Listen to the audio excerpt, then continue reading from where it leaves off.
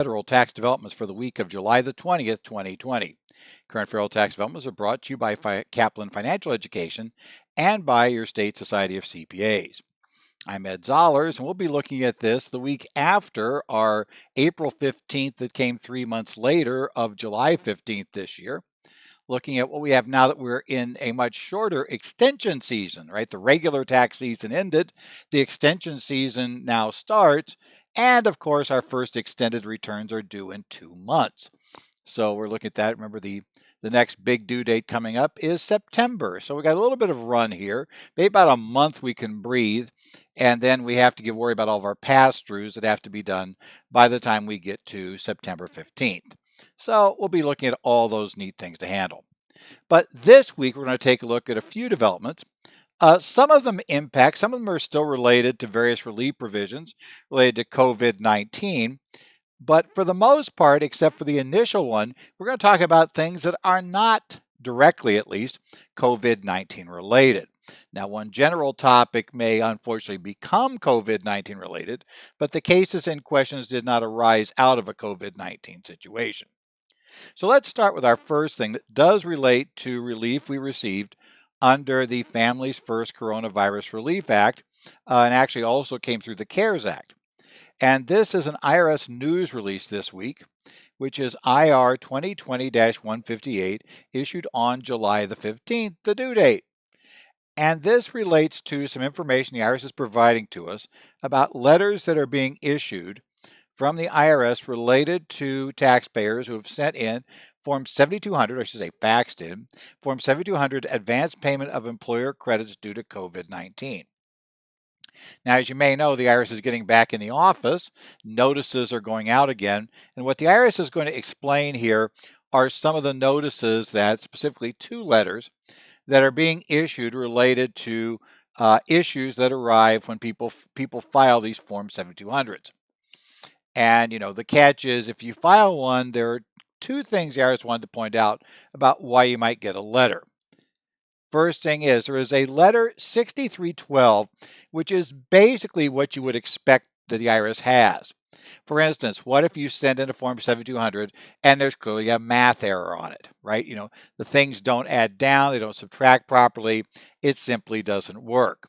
Or you send one in and based on the information on the form, you clearly don't qualify for a payment. Well, 6312 will either tell you about how they changed your payment so that you're going to get a different amount than you would ask for, or it's going to tell you about the fact that your claim is being denied. So that information will come out in the new letter 6312. They also, though, bring up another letter, and this one makes sense because obviously you're offering free money. One of the key aspects in taxes when we offer free money, basically, you file this thing, we send you a check, it's fully refundable. There's a nature for people to potentially come in and try to defraud the system. It's amazing how that works.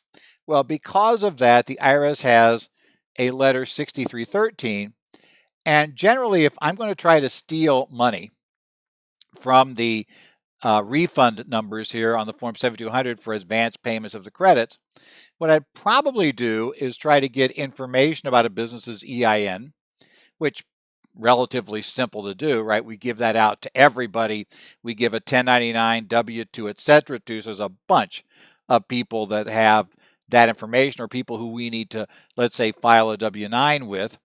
So, we've given this out to a bunch. It's not that tough to find out the EIN for a business if you start looking at all. But the catch is I don't want to ask for $20,000 and have it go to the company because that won't help me. Again, I want to steal. So I'm going to probably want to change the address so that payment comes back to me personally. And then I can deal with setting up a fraudulent bank account, getting the money, and walking away with it. Well, the IRS figured that's what people might try. So they have a special form letter. It's going to come out and say, we need you to confirm your address. And generally, they make it clear that if you don't respond to that, you're not getting paid, right?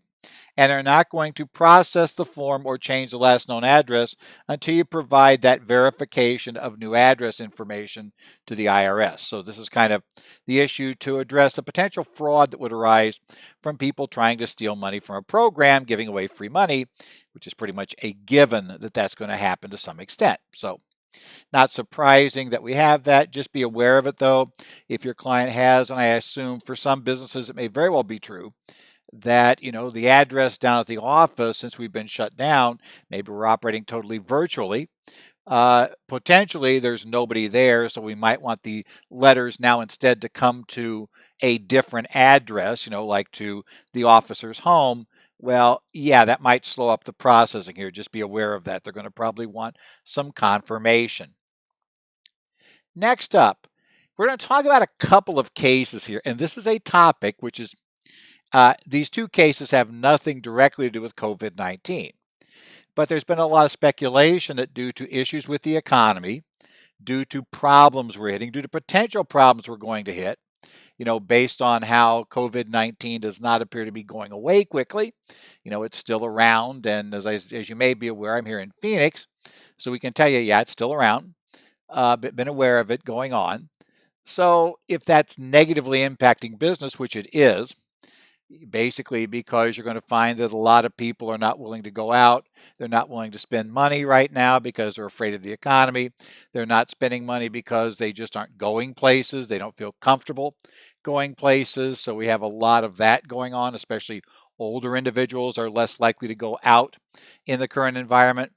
So we have a lot of negative things. Now, if you're a restaurant or something similar that operates on relatively low margins and really depends on having your volumes up in order to make all your fixed costs, having people not coming in is a big problem. And that big problem may lead to some individuals, businesses shutting down, some debts not being paid, and conceivably those people, again, their business is shut down, their income's gone away. You could see things like homes being taken and that sort of background, that sort of issue. And depending upon what happens to the real estate market, if this continues for quite a while, I mean, I know right now the market doesn't look too bad in many places, but the catch is, eventually if the economy were to fall apart bad enough, real estate will follow eventually. And if that happens, you could get people who have things taken from them and the house, let's say, will be worth less than the debts outstanding on it. So we may be getting back into this whole cancellation of debt. There'll also be credit lines that aren't paid. There'll be other weird issues. Now, as we all know, generally, if you borrow money, you don't trigger income recognition. So bottom line, when I go to the bank, let's say I go to the bank and get a credit line, borrow, and take $10,000 out of the credit line, that's not income because there's no accession to wealth is a term the courts like to use. And that means is I'm no better off because although I've got 10,000 cash in my hand and it's real cash, I can see it. I also just picked up an offsetting $10,000 liability, so my net worth did not change by 1 cent. I have no accession to wealth, and therefore it's not considered taxable. However, if later on it turns out that the bank gives up and decides I'm not going to pay the debt and I'm going to be able to, they give up, the debt is discharged, the debt is simply canceled by the lender gives up collection or for whatever reason doesn't go after collection, that's considered income at that point. Under section 61A11 in the code, you're going to find very specifically that cancellation of debt is considered income. Your clients want to know, how can that be income? I've lost everything. It's like, because the law says it is. The real reason is because it is now an accession to wealth. Your net worth, or at least your negative net worth, kind of went up some, right? Became more positive. You were underwater by $200,000. The $10,000 credit line debt gets canceled. You're underwater by $190,000. So your net worth got better, or at least less worse, I guess is the way we could phrase it. And so there's the accession to wealth. It's taxable. Now, we get into a quirky problem, too, when this comes up. And this, if you remember from the real estate crisis, we went through this in real estate courses I taught years ago for Nichols Patrick. We had some nice long discussions about the concept of the problem is if a debt's non-recourse, that's where the bank loans you money and says, we are only going, if in fact you cannot pay, we can take the building, but we will not pursue you for collection. Now, normally the bank doesn't say that, but in some states, you're going to find out that we have things called anti-deficiency statutes that effectively say for certain loans, And most normally it'll be residential real estate where the person lives in the house, that some or all of the debts of that nature will, at least in some conditions, be that sort of non-recourse. The lender, they can take the house, but they cannot pursue collection, right? So that's it. If that happens, if a debt's non-recourse, if they take the property and extinguish the debt, you have sold the property for the balance of the note. Okay, that's basically how this works. So we have a sale for the balance of the note. Well, that's how it works. That's what we deal with. That's a little different. So now it becomes key on a note. Do we have recourse or non-recourse? Why I'm mentioning that is because one of our cases today is that's going to be the key issue. Now, if you have actual cancellation of debt, Section 108 provides relief from having to pick up that income, right, from the debt cancellation income in certain situations. So in certain situations, you won't have to pick up that income, right? You'll be able to defer it. Now, normally there's some trade-off. You reduce basis, you reduce carryovers of some sort, but in some way, shape, or form, we end up with the cancellation of debt not being in the current year's income. We might lose NOLs. We may lose basis in some assets. We may have various things happen, but normally we're just not going to be considered to be cancellation of debt. It's not going to be an issue. Let's say not going to be income in that situation. So with that, let's consider two tax court cases this week because they both deal with issues of at least cancellation of debt with a residence of some sort. The first case we're going to deal with here is the case of Duffy versus Commissioner. Tax Court Memorandum Decision 2020-108, issued on July 13th of 2020. Now, this deals with a couple of weird things. This case is actually going to talk about a short sale. Now, you remember from the real estate crisis, right, what a short sale is. I have a house, right? My residence is worth now $800,000. My mortgage is $1 million because the market has collapsed. So I may have paid $1.2 million for this house. It's only worth $800,000. Now basically I can't afford to pay for the loan anymore, or I get transferred, who knows why, but I need to sell the house. Turns out that, well, I can't sell the house because I can't pay off the mortgage. And buyers are a little picky about these things. They don't like buying real estate with liens attached to them that have not yet been extinguished. And so I have to figure out a way to get the debt extinguished. Well, the bank knows that the property is not really worth as much as it was before as well. So what the bank agrees to do in those cases is they agree to take, let's say, whatever the net cash available after all the expenses of sales are paid, they will take that and treat that as full satisfaction of the debt. What that means is when we go to the sale at the closing, the bank will release the lien, and that will allow the sale to go through. Why would banks do that? Banks do that because their alternative is going to be to just take the property, and realistically, the property is going to sell for only the $800,000, but they're going to have to do all the work now of listing it, trying to get it sold, etc. I'm probably far more motivated, shall we say, to try to do that sale and get it done and to get the highest price because really didn't want to have to go the short sale routine. So most likely they're going to get the most money if they go through with the short sale rather than take the property and then hope somehow they'll do better. So they tend to agree to that. Now we have this little issue. Now the other issue we want to deal with is the case of those anti-deficiency statutes. As I mentioned, some states treat these anti-deficiency statutes. What they say is we're going to go ahead and, we think it's we think it's not a good thing from a public standpoint, let's say public policy standpoint, to have people who are thrown out of their homes then be pursued for $200,000 or $300,000 of additional debt out there. So we're just going to say that by statute, if you borrow money, you decide to lend somebody money to buy a house, that you can secure the house, but we're not going to let you pursue the person for additional funds on the shortfall, right? In that standpoint, you can take the house, nothing else. Now, that's an absolute anti-deficiency statute, and we only have a few of those that are absolute, and they only apply to certain special cases. My home state here of Arizona probably has the broadest general purpose anti-deficiency statute. But in a lot of states, the issue becomes this. In these states, and most states do not have this statute. Let's make that clear up front. Most states do not have an anti-deficiency statute. So you're just going to find in most states this would not be directly impacted, but especially Western states. It was part of the populist movement back in the early part of the 20th century, late 19th, early 20th century. So those states are part of the populist movement of a lot of times tend to have this. We saw some of these come up in the 30s. So California, Arizona has it. We have variants of them in Oregon, Washington. A whole bunch of states have variants of anti-deficiency statutes. But in many cases, those statutes say, what they really say is, well, we're going to let you pursue a deficiency if you want to go through the formal judicial foreclosure.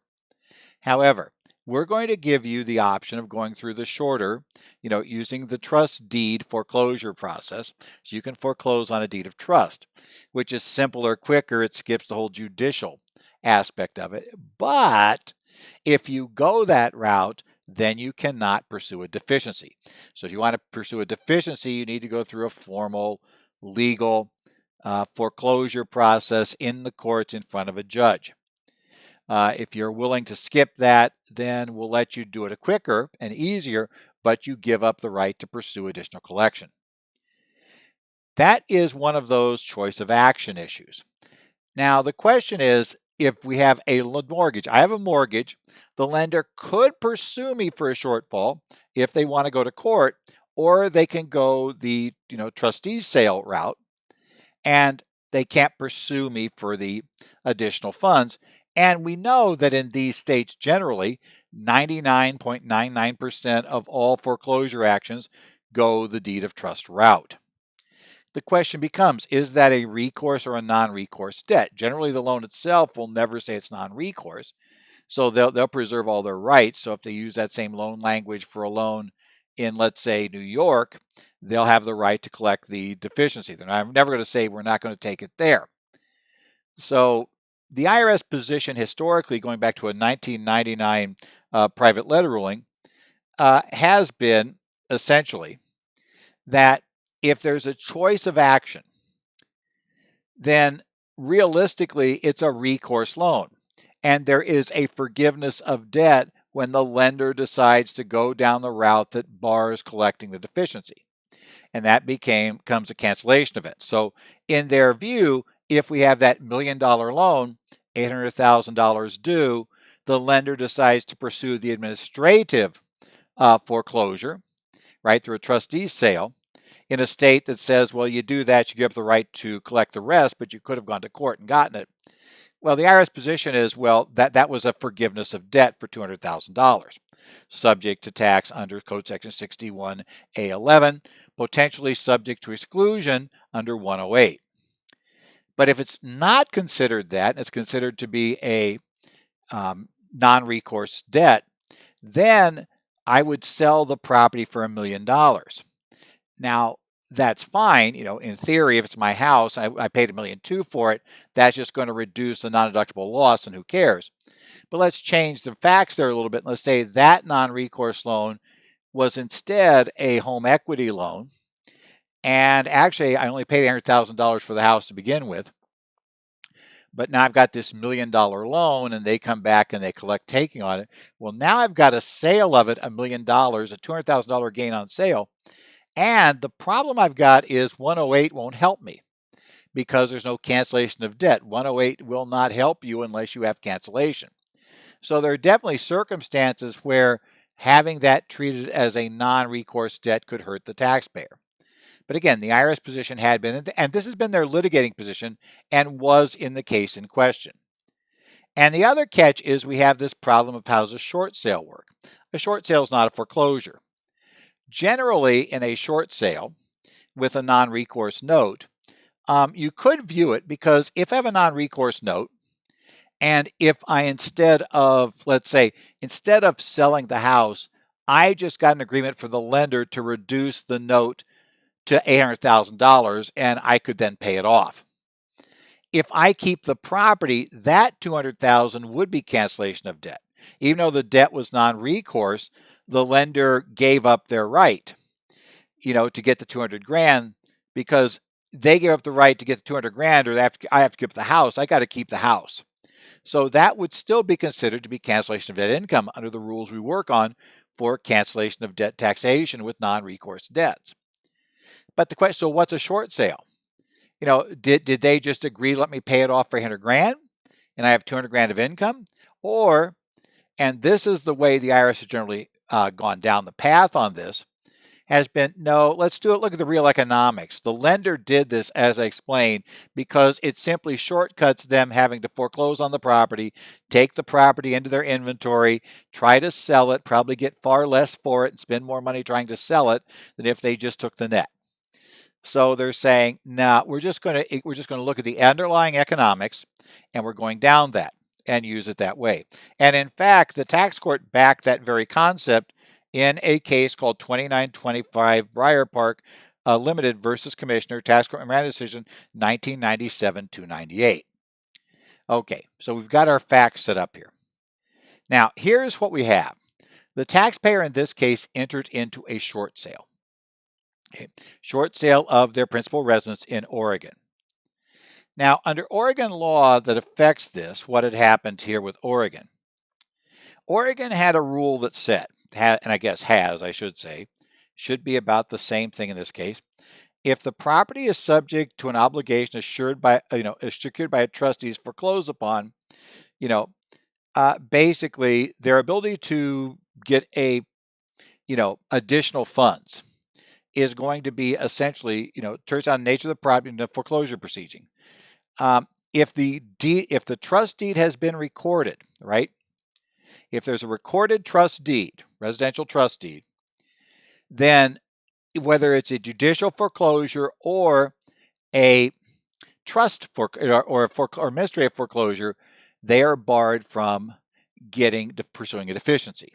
However, if they instead, if this is not recorded as a trust deed, so I loaned you money, used it to buy your house, it's not recorded as a deed of trust, then essentially with it not being recorded, then I'm not barred from pursuing you for the deficiency, right? If I don't have that as a recorded deed, I don't have it recorded directly, then I'm not, as long as I go judicial instead of going via the administrative route, I'm allowed to collect the deficiency. Now, in this particular case, the deed was not recorded. The debt, I should say, the trust deed was not, no trust deed was issued. It was not recorded. So here's the catch. What happens now in this case? We have that, they hadn't recorded the deed of trust. It was not secured by the trust deed. Therefore, it basically, was not a non-recourse debt, even though they foreclosed on it, or at least allowed it via short sale to go away. The tax court said, because there was no judicial proceeding, we're saying there's no cancellation of debt, even though the lender could have pursued a judicial, but they didn't. The court in this case, which violates directly what the IRS has been doing since 1999, their view of this says essentially is looking at just the opposite. They're saying that there were these two options. If the lender does not exercise the option that would allow them to go down the path that would allow a deficiency judgment, then the debt is simply non-recourse, period, and the entire balance of the loan is considered part of the sales price. Now, in this case, that was good news for the taxpayer because the taxpayer was talking about selling their personal residence, and essentially, there was going to be just a larger loss. So it was just going to be a smaller loss. It was non-deductible either way. So essentially, we got that going. The interesting part about this, though, is this goes against the logic of this decision, goes against the position the service has pushed, and has pushed back in the last real estate crisis as well, about how this situation works where we have a choice of action. A lender could go judicial and collect the entire, get themselves a deficiency judgment, or they can go non-judicial, right, trustee sale, and they're not allowed to go after. Again, there are a number of states, again, not most, but there are a number of states, especially on the West Coast, that have provisions in the law like that. In fact, Arizona, my home state, while it has a very broad provision for debts that are used to buy the house, It has this same sort of choice of action issue if you merely have a home equity loan, right, that wasn't used to initially buy the property. And if that's true, then you have this choice of action. And obviously, based on the IRS position over the years, it's always been thought that those debts had to be treated as cancellation of debt. Now it looks like potentially, at least based on the Duffy case, that they might not be cancellation of debt. They might be part of the sales proceeds. Now, again, with a home equity loan, that could be good news or bad news. It kind of depends whether it pushes the sales price up over the basis or not. But you want to keep an eye on that because that'll be interesting. And again, keeping an eye on it because of this concern that we may start seeing defaults on loans, if we go further along into an economic crisis issue. Other case we had with debt was a case of Weiderman versus Commissioner, which is a tax court memorandum decision 2020-109 issued on July 15th. Now, this particular case is looking at a provision for excluding a gain under Section 108, and specifically it's looking at Section 108A1E, which is the exclusion for cancellation of qualified principal residence debt, up to $2 million. Okay, we have that. Now, to be qualified principal residence debt, a debt must meet two tests. First, the debt must be used to acquire or substantially improve the residence, or it could have been used to refinance a debt to the extent it's used to refinance a debt that was previously qualified principal residence debt. Okay, so remember that is your first test. But then secondly, that debt that you use to acquire or improve the residence has to be secured by the residence, or that refinance has to be secured by the residence. Okay, those are your two key tests. Let's talk about the facts of Weiderman. In this case, Weiderman used funds, got hired by a company, had to relocate. The company gave them a $500,000 loan, as I recall. Basically to allow them to do it. The loan had repayment terms, but it did say that if, in this case, if she was fired, right, or she left, she voluntarily terminated, that the loan would be due immediately. Okay, they used this loan, a good chunk of it, about 60, it was about, approximately 60% of the loan, or actually over that, probably over 2/3, as I recall, actually, of the loan, was used to pay for the new residence in the new location they were moving to because she took this new job. Well, it turns out it didn't work out, so about a year later, she was terminated. The loan came due, and now they got a problem because they can't afford to pay it off. The property can't sell for enough money to pay off the first mortgage on it, plus these other funds they had used.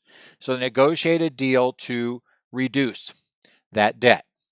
Now, she said, look, this was qualified principal residence debt because we used it to acquire we used it to acquire the residence, right? It's clear, and nobody disagrees. It was used to acquire the residence. However, it was not secured by the residence. Now, in the midst of all this negotiation, they signed a couple of additional loans initially to just change the terms and do some other things. And those later loans were secured by the residence. Okay, now you might think, hey, this will work now, right? The loan had actually got reduced. Eventually, the debt that got canceled, well, that was secured by it, and it refinanced the loan that was used to acquire it. But here's the problem. The initial loan was not qualified principal residence debt because it wasn't secured by the house. The refinancing, while it was secured by the house, it wasn't refinancing a debt that had already met the requirements to be qualified principal residence debt. So the problem was none of the debts qualified, so the taxpayer could not use the qualified principal residence debt exclusion to keep from paying tax on the amount that had been excluded from, that basically had been forgiven of the debt. Rather, they had to pick that up as ordinary income. And yes, it's ordinary income, not capital gain. And of course, because it's a traditional recourse debt, it was not part of the sales price. So it became ordinary income. So again, we have two different views, two different issues.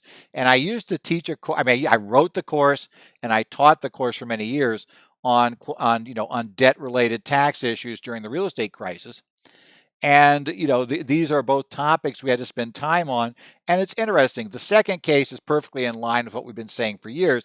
The first case, as I said, the change of view of when you had choice of action in a statement of deficiency statute, that's an interesting change that could be very important as we go forward, especially if people, borrow heavily against the house trying to get out of this, due to COVID issues. Then turns out they can't pay the debts. The value of the house goes down, and we end up with these cancellations. It could be interesting how those would work out. I hope we don't have that problem, but you might want to at least be aware of how Section 108 those issues work. Okay, a couple of other things that happened this week to keep track of. The IRS gave us a couple of announcements. First, on the 14th of July, they told us about something they actually done about a week earlier. They have proposed international changes to Form 1065, the U.S. Partnership Return of Income for tax year 2021. And what the IRS says down in this notice, they said they determined that the current way we report international tax information on a K-1 is too limited. Again, the K-1 spends most of its time on things that would impact a fully domestic partnership, right? Has no international tie-ins, no international issues. Well, that's great because that's probably 95% of the partnerships they deal with. However, if you do have international, that stuff tended to require a whole bunch, it had codes that all needed explanations that you had to attach text for, et cetera, et cetera. So the IRS has decided, no, we need more information about those partnerships. So the IRS has issued two brand new schedules. Okay, because I said what we currently had on Schedule K and Schedule K1 are inadequate. So we're going to do what's essentially an additional set of pages, number of pages, for Schedule K, additional set of number of pages for each partner's K1 if the partnership has these international issues. And the schedules we're going to issue will be a Schedule K2, which is 20 pages long. That is the addendum to Schedule K. Has a lot more details. Now, a lot of those pages deal with a lot of very detailed information about the foreign tax credits. So the bad news is, as we'll discover, because the K1 edition, which is Schedule K3, it's just 22 pages, also has that. I think a lot of you are going to see K3s because for the very minimal issue, at least for any partnership that has foreign taxes, that 22-page Schedule K3 is going to come with a Schedule K1 next year. The thing's not going to be just a nice little set of codes on the K1, apparently. If you have foreign tax credit, we're now going to end up with 20-some pages of an additional document to go with.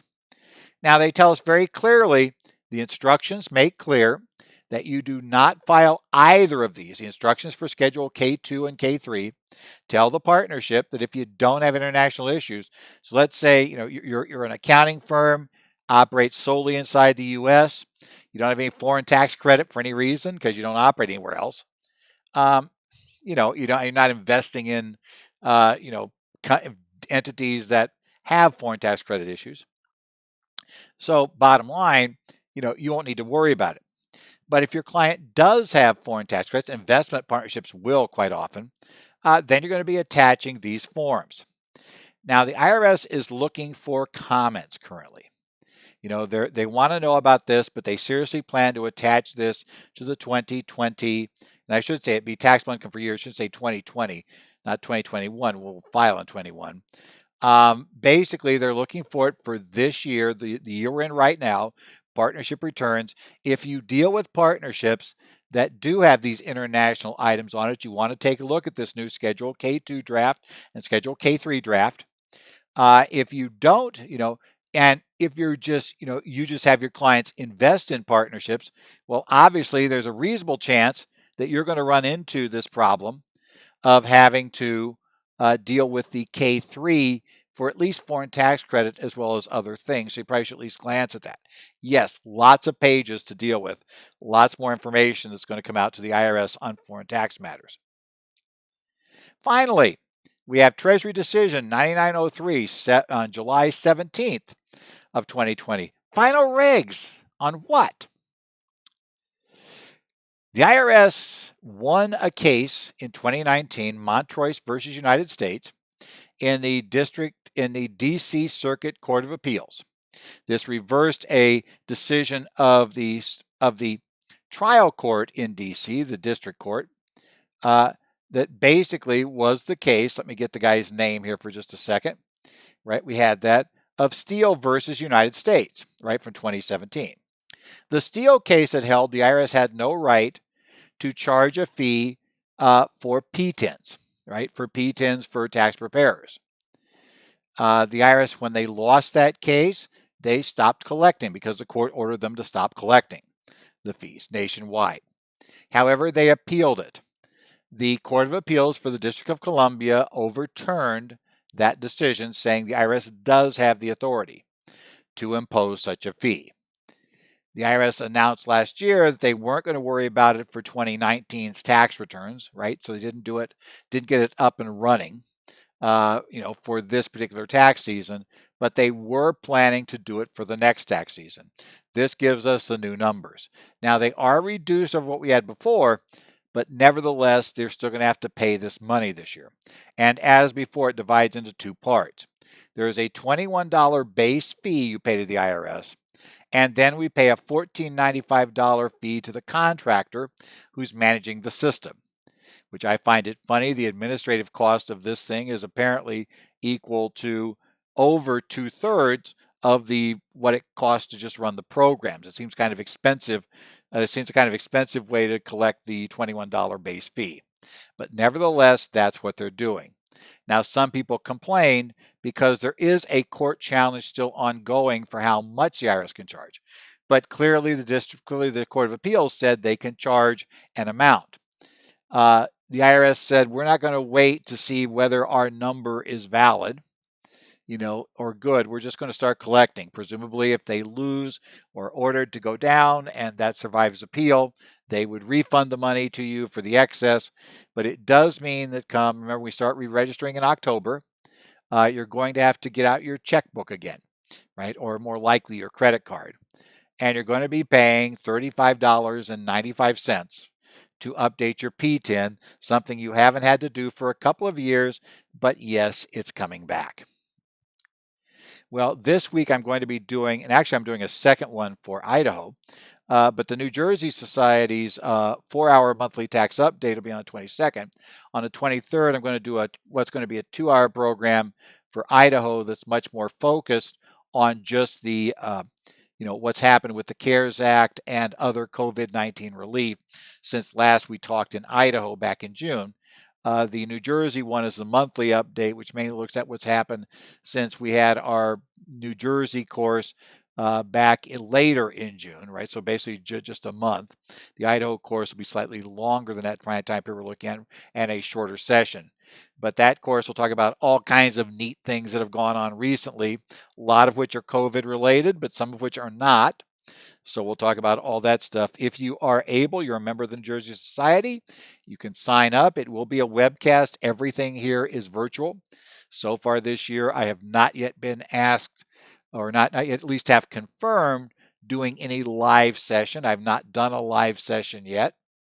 So, we're still kind of watching. I'll be doing some later this year. We'll just have to see what happens. But so far, nobody's even asked the question of whether I'd be doing a live session. So the idea hasn't even come up yet of doing a really live session in front of people. And we can have that whole long discussion later. So yes, all of this is webcast. So the good news is, because it's webcast, you can take this session, even if you're sitting, outside on the beach in Hawaii. Yes, you can take these sessions. You can sign up for them. If you're not a member of the various state societies, though, you're going to pay generally a higher fee to get in. That's usually how this works. Membership has its benefits. So we'll go that route. But we're doing the sessions this week to talk about what's been going on. And again, still a whole lot with COVID. We'll talk a little bit, too, about what we expect to happen going forward, what the status appears to be. We are told that the Senate is supposed to announce early next week their proposal for the next stimulus bill. That should allow us to start actually seeing the negotiations between the House and Senate over what will be the final bill. My guess is they will do something. They'll do it at the last minute, so it's probably going to be August 8th. They will do it after threatening not to do anything because the other side's not cooperating. I mean, we know how this whole story runs out, right? We've done it a few times. So keep your eye on that, though. We do know it. The key thing to watch this time is we do know, what you know when you see each side's proposal is they've already told you things they've given up because they're not in their proposal, or things they've given in on that the other side wants that they put in their proposal. So keep an eye on what's proposed by the Senate, what's proposed by the House. We already know the House bill. We're going to probably get something in between the two. So, think about that. We'll see how it works out. Don't necessarily, the one thing I'll tell you for sure is we are not getting the House bill in full, or we're not getting the Senate bill in full, right? The bill will be something between those two, absent something really weird happening that just totally causes one side or the other to throw in the towel and just panic and go over to the other side. That's usually how this works. So we'll see something between the two. And again, it'll probably be August the 8th. Just fair warning. This has been the current federal tax developments here for the week of July the 20th. Our updates are on our website every week, currentfederaltaxdevelopments.com. You can basically send questions or comments to me, Ed Zollers at currentfederaltaxdevelopments.com. Twitter, I post on Twitter at Ed Zollers. I also take a part of the State Society Connect groups for Arizona, New Jersey, Minnesota, Illinois, Washington. I keep an eye on all of those, and we'll jump in for some more than others because some are more active than others sessions, but I'll try to jump in on those cases. So if you have issues, you can check in there. Also, as I said, I recommend if you want, you can take a look at the subreddit /r/tax pros. That's a fairly good place. Again, open to pretty much everybody who's a tax professional, and the moderators there are very good at getting rid of the people just looking for free tax advice. The people who are trying to do it don't want to pay a professional, but want to get things done. That's like fine. That's what our taxes is for, and I realize that's some real garbage over there, kind of messy over there, but hey, you can go over there. That's what you want. You're looking for free. We're not here to do free. It's a support group, right? We do that. Also, I take a look from time to time at Cal CPA's group, Tax Talk. So that is open to any CPA here in the country. So again, it's been a week. You finished the first, we're on extension period now, although we're pretty far through it at this point. At least we have a much shorter period than we had before. So we'll take a look. We'll see what happens in the next week. We'll see what developments we have. I would be really shocked if we have an actual passed law by next week, but we might at least have the process going. So, keep things going. Hopefully you survived the season. Hopefully you took some time off this weekend, and we will talk to you next week with more about current federal tax developments.